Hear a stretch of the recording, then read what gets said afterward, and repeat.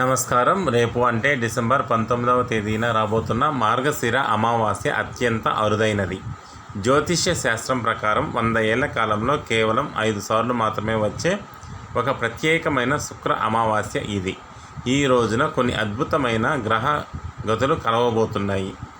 మార్గశిర అమావాస్య, శుక్రవారం మరియు జ్యేష్ఠ నక్షత్రం ఈ మూడింటి కలయిక వల్ల ఈ రోజుకు ఒక గొప్ప ఆధ్యాత్మిక శక్తి చేకూరుతుంది.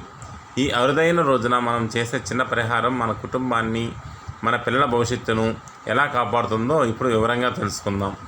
ముందుగా ఈరోజు విశిష్టత గురించి చెప్పుకోవాలి. మార్గశిర మాసం అంటేనే విష్ణుమూర్తికి అత్యంత ప్రీతికరమైన మాసం.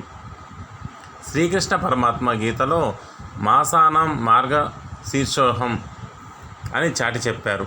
అంతేకాకుండా ఇది దశమ మహావిద్యలలో 10వ రూపమైన కమలాత్మికా దేవి జన్మించిన తిథి. లక్ష్మీ స్వరూపమైన కమలాత్మికా జయంతి శుక్రవారం రావడం వల్ల ధనప్రాప్తి కోసం మరియు అప్పుల విముక్తి కోసం చేసే ఏ పూజ అయినా 1000 రెట్ల ఫలితాన్ని ఇస్తుంది. జ్యేష్ఠ నక్షత్రం కలవడం వల్ల మీ ఇంట్లో ఉన్న అలక్ష్మి లేదా దరిద్రం వెళ్ళిపోయి అదృష్టం అనేది కలుగుతుంది.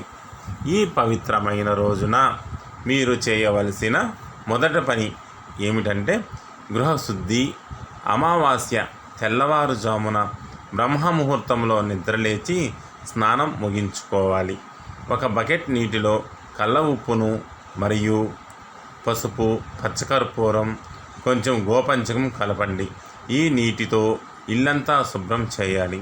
ఇలా చేయడం వల్ల మీ ఇంట్లో పేరుకుపోయిన నెగిటివ్ ఎనర్జీ పోతుంది.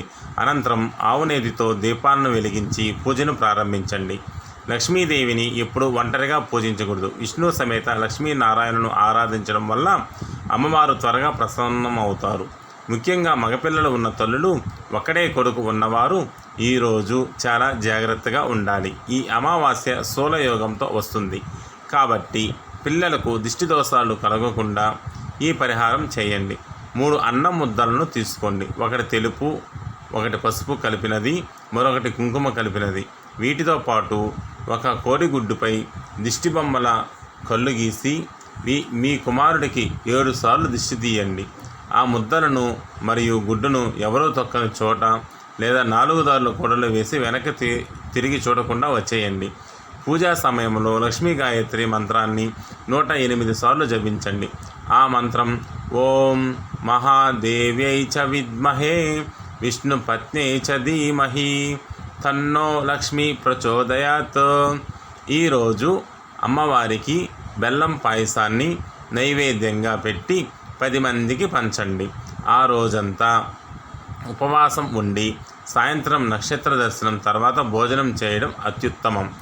ఈ మార్గశిర అమావాస్య మీ జీవితంలో కొత్త వెలుగులు నింపాలని మనస్ఫూర్తిగా కోరుకుంటున్నాను.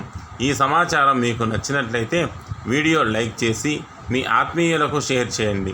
మరిన్ని ఆధ్యాత్మిక విషయాల కోసం మన ఛానల్ని ఇప్పుడే సబ్స్క్రైబ్ చేసుకోండి.